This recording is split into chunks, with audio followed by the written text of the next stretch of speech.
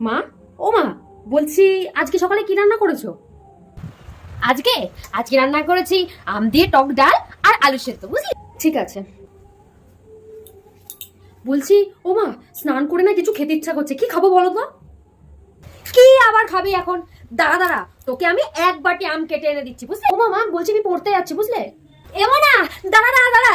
আমার কি হলো? দূর, ভালো লাগে না। এই নে, ব্যাগটা ধর, বুঝলি?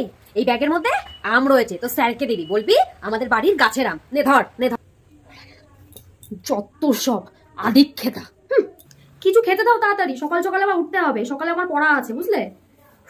তা কি রান্না করছো তুমি এখন? কিছু করিনি, বুঝলি? কি রান্না করনি?